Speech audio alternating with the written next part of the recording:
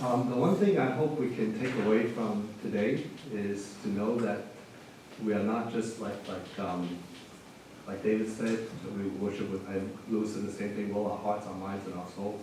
That means before, after, during, and also that we're not just saying he is Lord of all, but that he really is Lord in our hearts. It's easy to say it, but to do it is different. So today's message is just about the sovereignty of God and how he really rules over us. Do we really believe it? Because if we don't believe it, we're just saying so, and then it won't really help. Today is part one of two messages on 6 verses only from my favorite book in the Bible, Ecclesiastes. And in 2 weeks, I would like to continue because it'll be long if I try to finish everything. If there are no interruptions and no amens or questions, then I can run through it pretty quickly and still show you a video. But today is the first week of the month, so they're going to have us help set up lunch, so we cannot end late. So let's bow for another word of prayer. Our Father in heaven, we pray that you will speak to us, that it won't just be words from me, but it'll be words from the Bible that we can live by. Lord, we just want to give you thanks for the 4 brother and 3 sisters who were baptized on Friday. We thank you that they are truly part of your body now, that we should pray for one another. Whether they know it or not, we should be praying for all believers to be strong in faith. Father, we lift up Cliff today because he's had so many surgeries in the last couple of days, and we pray for Hannah, for Mrs. Chen, that she will have strength to keep him company in the hospital, that soon they will close up his chest and not be worried about more bleeding from his heart. Lord, we just say that you are sovereign, but when things like that happen, it causes us to be stressed out. And I pray that your word will truly be a comfort for us and for them. We thank you that even in a moment like this, she's able to share her faith with other people in the hospital. May we do the same, whether it's up or down, whether we are having a smooth week, we should still worship you, as we'll say. Thank you, Father, for the reminder, and we now listen to your word. In Jesus' name we pray. Amen. Amen. The AC is probably not. Okay, in the few days of our meaningless lives, who knows how our days can best be spent? Our lives are like a shadow. Who can tell what will happen on this earth after we are gone? Except the way God does things. For who can straighten what he has made crooked? That's the title. It's really a strange sentence here. Have you guys ever read this? Who can straighten what God made crooked? Does God make things crooked? We'll see. Enjoy prosperity while you can, but when hard times strike, realize that both come from God. Remember that nothing is certain in this life. I have seen everything in this meaningless life, including the death of good young people and the long life of wicked people. So don't be too good or too wise. Why destroy yourself? On the other hand, don't be too wicked either. Don't be a fool. Why die before your time? Pay attention to these instructions, for anyone who fears God will avoid both extremes. Ecclesiastes 7:13 to 18, that I'll spend 2 weeks on. Ecclesiastes 7 follows naturally from what was written in the previous chapter that I just read to you from chapter 6.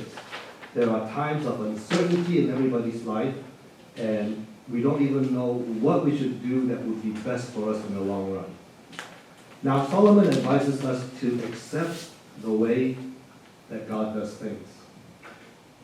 Solomon looks at life and realizes that it is difficult to prioritize sometimes, that a lot of times life seems like a puzzle to us when we sit down and think about it. Maybe when we close our eyes before we fall asleep, we reflect back on the day or the week. We just wonder, what was my life about this week?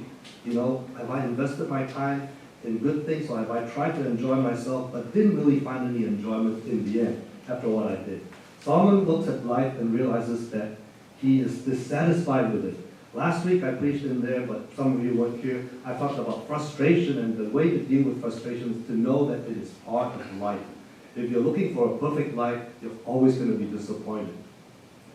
What's the use in praying to God if he's not sovereign? That's why I said the real message today is to know that he is sovereign. We sing about how we love him with all our heart, soul, and mind. He is Lord of Lords, Lord of all. But basically our actions speak louder than words. Our actions tell us whether or not truly we consider God our Lord. Some of us have a lot of different idols. Part of our idol worship is cars. Recently, my car turned 200,000 miles and it is so old and it is leaking oil. And when my wife drives the car out to work or to go someplace and I go in the garage to look for something, I always almost slip on my behind. So I think it's frustrating, but the mechanic says it's not even worth fixing the car, so just drive it until it dies. So it's a lot to look forward to when your car turns 200,000 miles. Accept the way that God does things means that big things and little things. But we have to know that he is God in order for it to help us. There is a church in Minneapolis, pastored by John Piper for 33 straight years. It is called Bethlehem Baptist Church. 9 years ago, Piper was diagnosed with prostate cancer. John Piper responded to his cancer diagnosis in this way. He said, "This news has, of course, been good for me." It's weird. He says, "This news has been good for me. The most dangerous thing in the world," he said, "are the sins of self-reliance and the stupor of worldliness." Stupor is very close to stupidity. Stupor is when you're drunk, you're in a stupor. Stupor of worldliness. You're so taken in by the world that you are not aware of your own sins and you try to rely on yourself instead of on God. He said the news of cancer has a wonderfully lasting effect on self-reliance and worldliness. Takes his worldliness away, takes his self-reliance away, because he knows that cancer is a serious diagnosis. I thank God for that, he said. The times with Christ in these days have been unusually sweet. I think only a person who really believes that God is sovereign can say that in the midst of illness, of a serious diagnosis, he can say that days are sweet. He is a wise and authentic pastor. He moved away from Minneapolis after he stepped down from the church for 33 years that he pastored. Why did he do that? So that the new pastor would not feel pressure with him sitting there week after week when he's trying to fill his big shoes. And he also moved away so that the pastor would be able to set his own agenda and lead the church. Here is a man that really believes in God's sovereignty. Why do I say that? Some pastors, nobody would know, of course, some pastors feel like they own the church. They don't let go. I've known of many pastors, when the new pastor comes along that's supposed to take his place, and I'm not referring to this church because I'm not here to take anybody's place, okay? But I'm saying some churches, they hire a new pastor, and then the old pastor sits there and watches him week after. Just feel like when you shared on Friday, you said, "I'm nervous." No, I'm not nervous. I'm really nervous. Okay? So with the pastor sitting there looking at you, and you're the new kid on the block, it's very scary. One pastor actually told me that he said to the senior pastor who retired, he says, "How come every time I preach you fall asleep?" And he says, "My job is not to listen, but to preach." 他说：“我的责任是讲道，不是听道。” Oh no, that's a scary thing to say to a young up-and-coming pastor. But this John Piper is different. He says, if we look at the word sovereign, we can see what it means. Just because reign is part of the word sovereign. If we just mouth the words that God is sovereign, is he reigning in any part of our life? Is he truly sovereign? He's not afraid to pass the baton, John Piper, to the next person. His departure reveals that he really thinks and believes that the church belongs to God.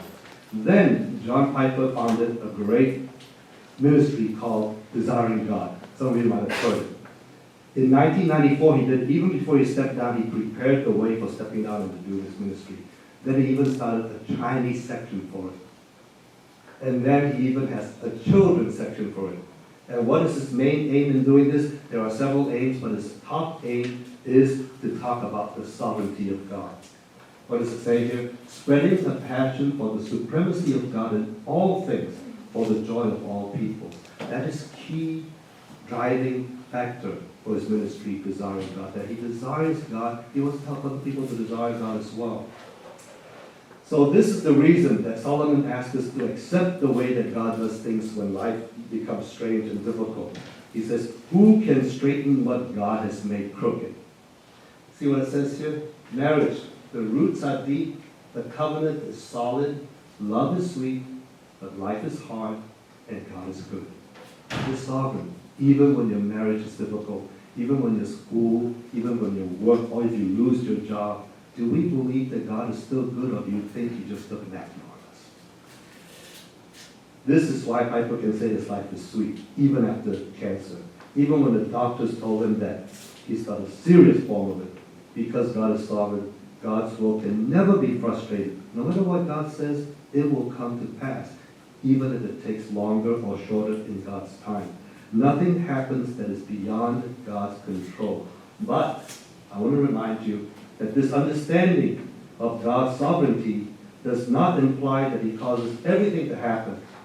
Rather, it acknowledges that even when God passively permits things to happen, He chooses to permit them. He chooses. When He allows something to happen, it's not because He can't stop it or He just couldn't be bothered. It's because He chooses to allow certain things to happen for our good. One of the testimonies that I heard on Friday quoted Romans 8:28.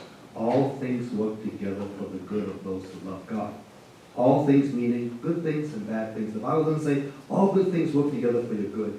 The bad things don't work for your good.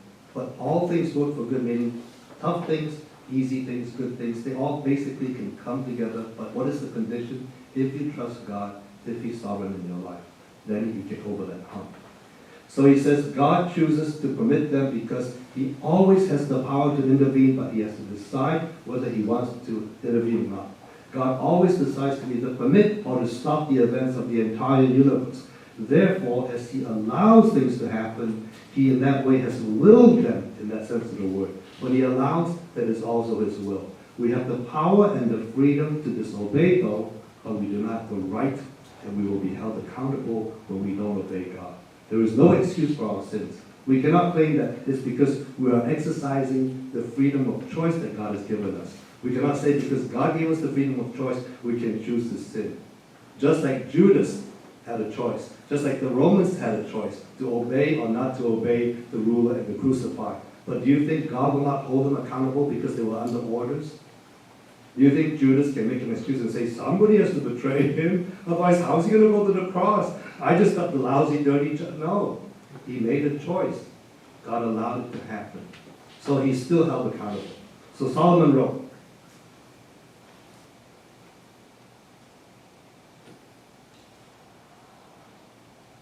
accept the way God does things. For who can straighten what He has made crooked?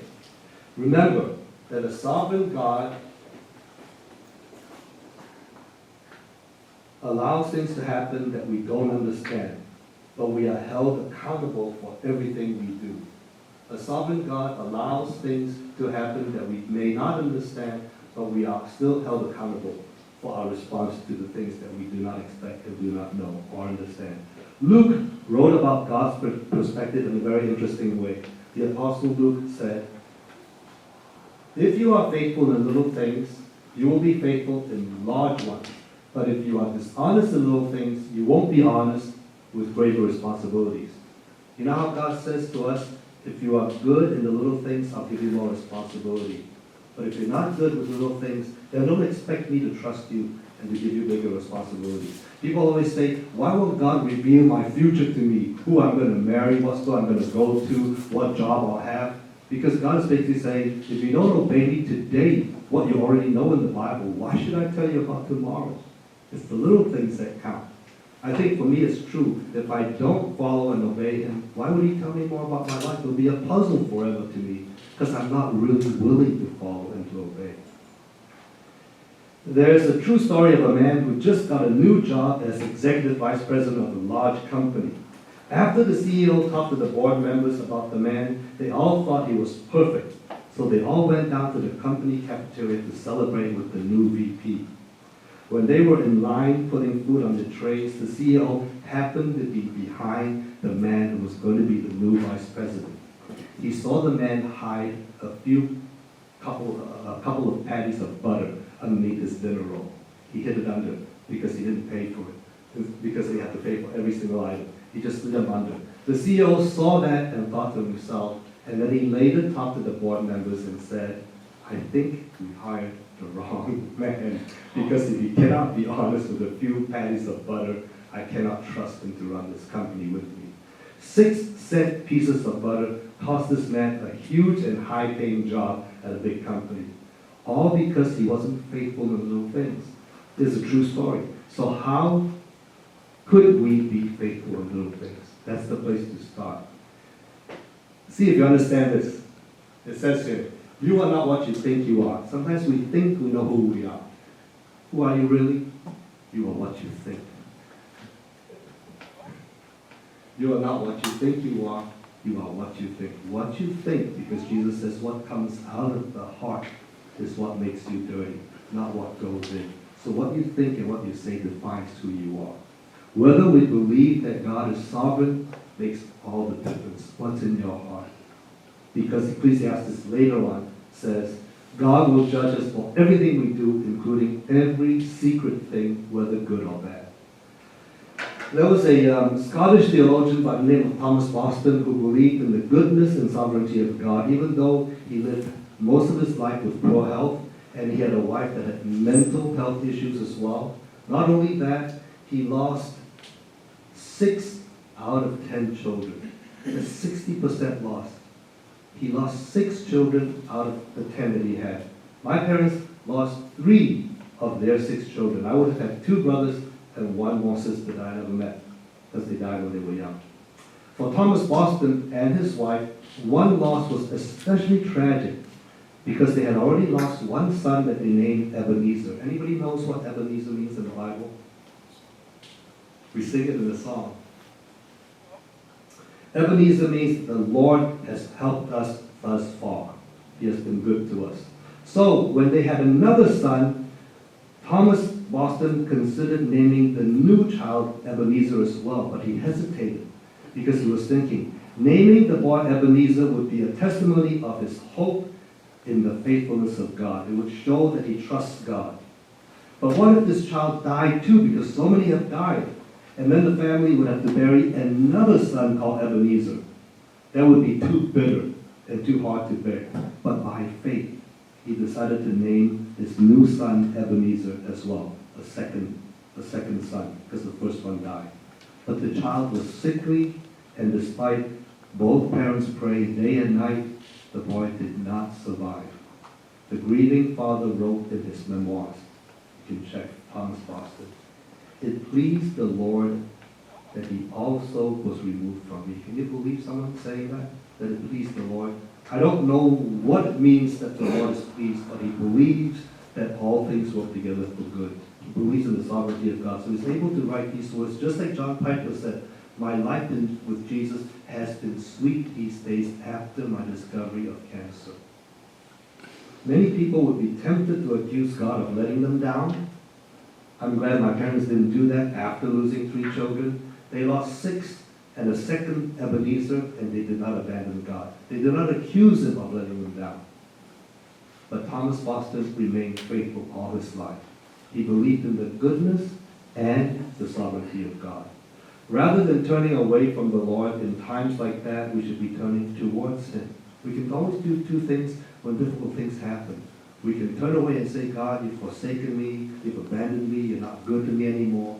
I'm going to leave you, or I'm going to keep a distance. But our other choice is to draw us closer to God and say, you're the only one who can comfort me now, even though you allowed it to happen.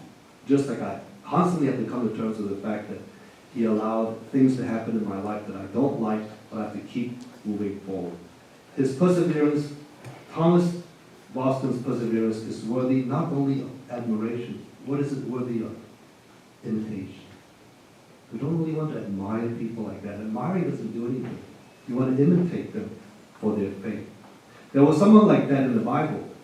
He was the father of the person who wrote Ecclesiastes, King David. David turned towards the Lord for help and comfort in the worst day of his life. What was that day? When his son died. So much so that his servants thought that the king was mad. Let's read this. Let me read this to you, because it tells us exactly what happened. David begged God to spare the child. He went without food and lay all night on the bare ground. The elders of his household pleaded with him to get up and eat with them, but he refused. Then on the seventh day the child died. David's advisors were afraid to tell him. He wouldn't listen to reason when the child was ill. They said, "What drastic thing is he going to do when we tell him the child is dead?" When David saw them whispering, he realized what had happened. "Is the child dead?" he asked. "Yes," they replied, "he is dead."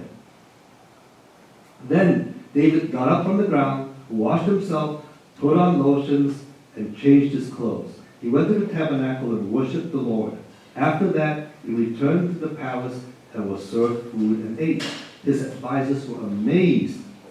"We don't understand you," they told him. "While the child was still living, you wept and refused to eat. But now that the child is dead, you have stopped your mourning and are eating again." David replied, "I fasted and wept while the child was alive, for I said, perhaps the Lord will be gracious to me and let the child live. But why should I fast when he is dead? Can I bring him back again? I will go to him one day, but he cannot return to me." This is the perfect example of, instead of a tragedy driving you away from God, he goes to worship, just like we heard just now. When we worship, we find peace. Worship is not only for God after all. We get something out of it. We get peace. The only time we can really put the whole rest of the world in the background is when we worship. If we are following the words, if we're saying, do we mean these words that we're singing? That's the only time. And that's what David did. He says, "There's no use in crying now. God made his plan very clear to me, because that child was born out of wedlock." Then he went to comfort Bathsheba that he stole from the other man that he killed. So God would not let that child live. He accepted it and he went. Most people would think, oh, he was crying and kind of not so when his son was sick. Now that his son is dead, he's going to go berserk. But no, he gets dressed, he goes to church.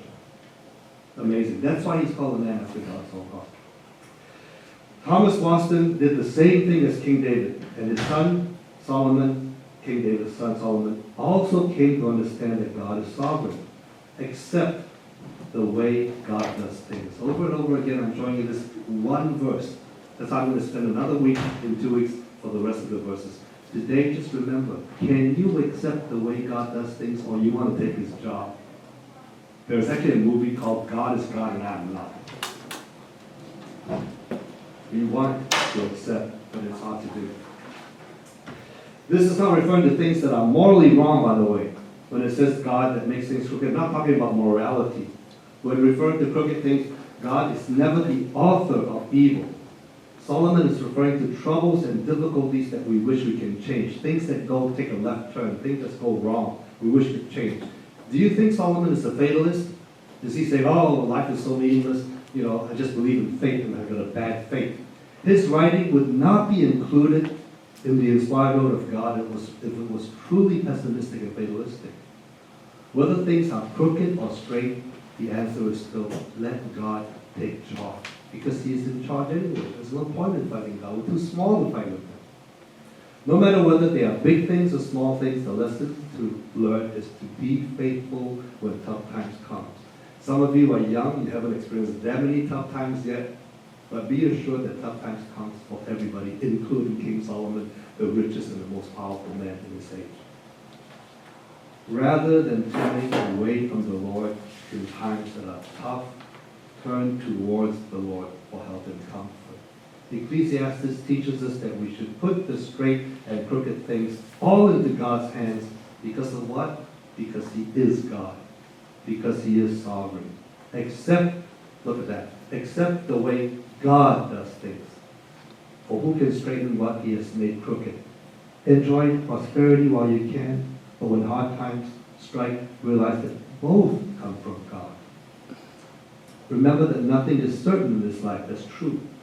I have seen everything in this meaningless life, including the death of good young people and the long life of wicked people. So don't be too good or too wise. Why destroy yourself? I'll explain these interesting verses in 2 weeks. They really teach us a lot. On the other hand, don't be too wicked either. Don't be a fool. Why die before your time? Pay attention to these instructions. And then it says, for anyone who fears God will avoid both extremes. It sounds like don't be too good, don't be too bad. Pick the middle road. That's not really what it means. He is looking at the world according to God's sight. Instead of being driven to despair, God gives us a different way of looking at our lives.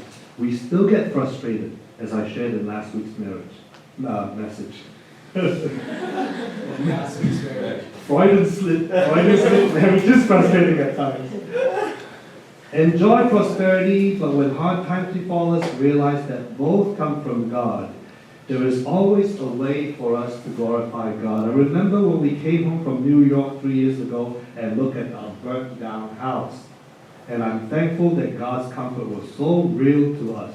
He spoke to me through the Bible, and I remember 3 verses that immediately popped into my mind as soon as I heard that the house was burning when I was 3,000 miles away. Here are the 3 verses. He will not let you stumble.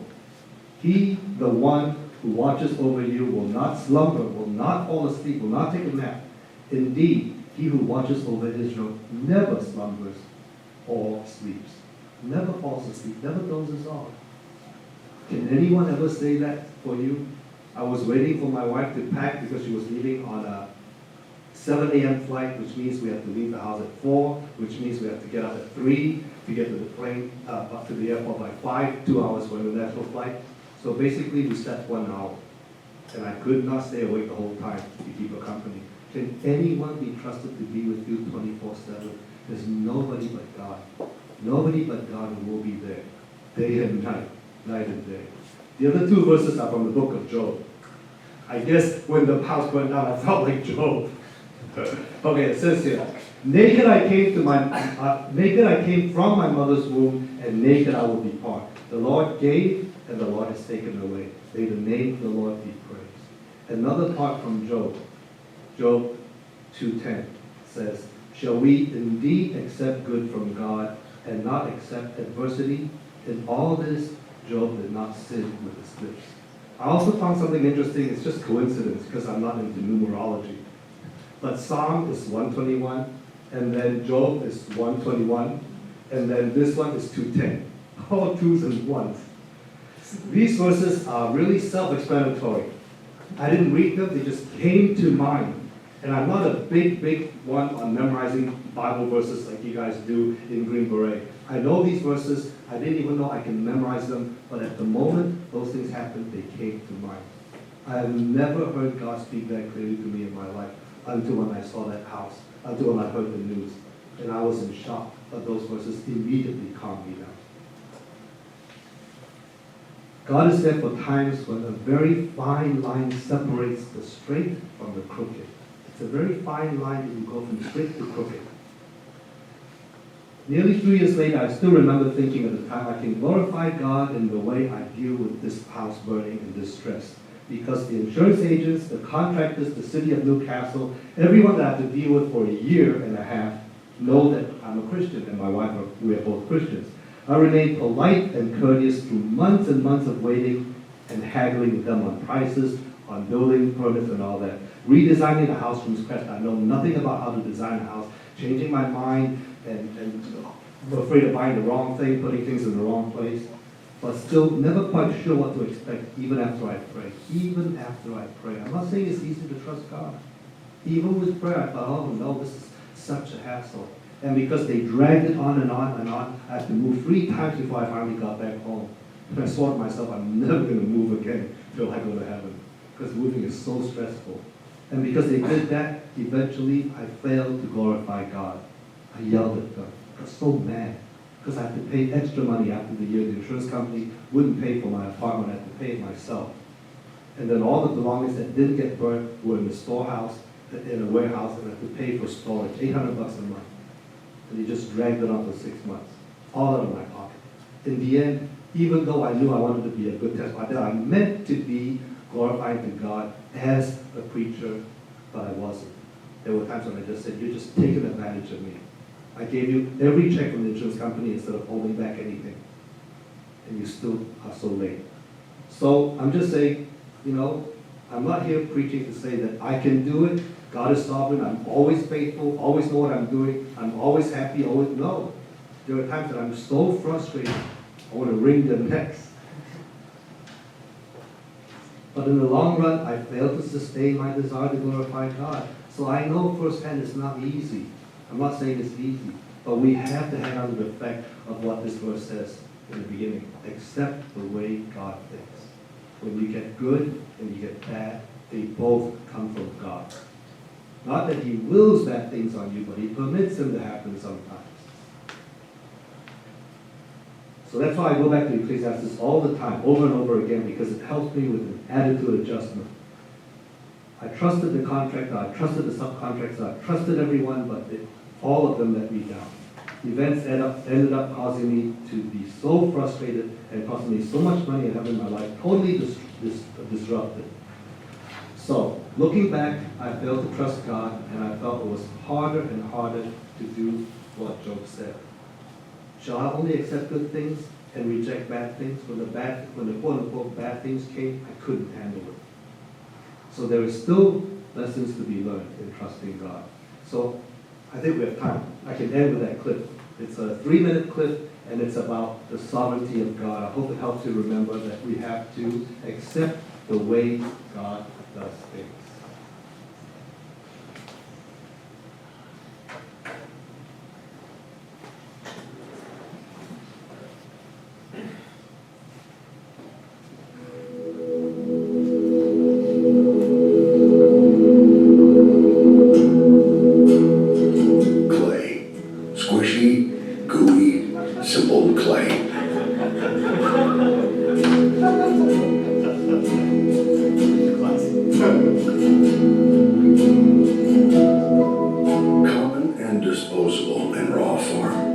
This simple element is unrivaled in potential, able to be molded into limitless amounts of shapes and sizes, ever changing as it conforms and reacts to the touch of the potter, as he skillfully guides it from start to finish.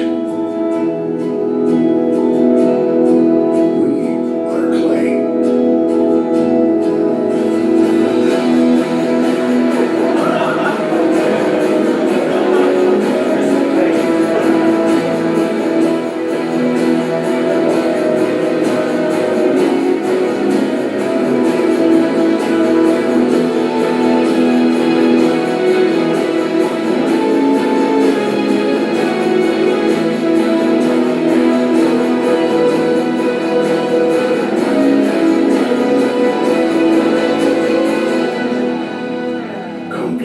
And beautiful.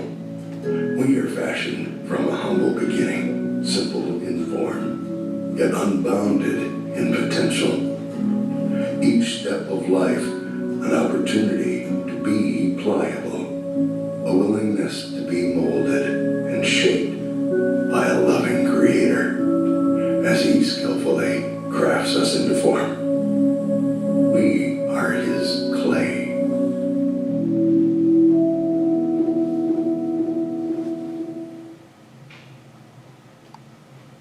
Okay, all of you clays. I know it's hard to find a really appropriate and a perfect video. I know that prancing around is a little out of hand, but it's okay.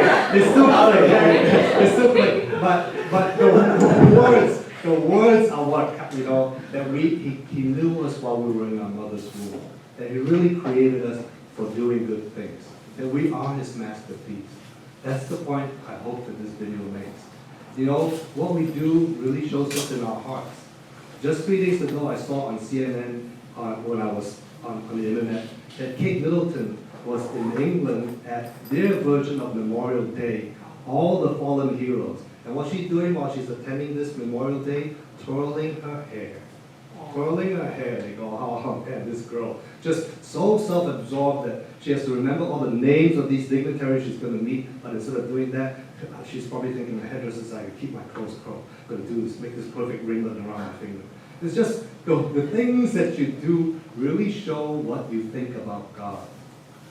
The Psalms tell us, yeah, we can bang on cymbals, play drums, we can jump, we can sing, we can do all that. We can dance. There are many, many forms of worship, but it is from the heart, it is always right.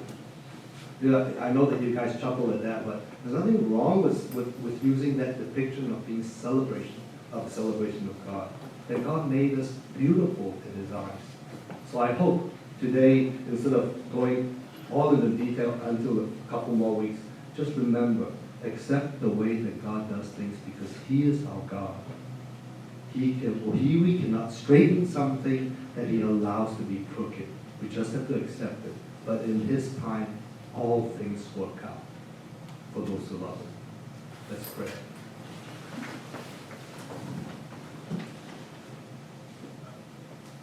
Father, may your word help me to live a life that's glorifying to you. We have the best of intentions. We want to glorify you. We want to prepare when we come to see you, when we meet corporately to praise you, that we have the right attitude, that we learn, that we don't own ourselves. I know this is not politically correct, is countercultural, because we are always encouraged to be independent, to think for ourselves. But we know what happens when we think too much of ourselves. And we really are thinking the wrong things, and that makes us the people that we are. Pray, Lord, that you will help us to know that you are God, and that we would be blessed if we're able to believe and to understand that. In Jesus' name we pray. Amen.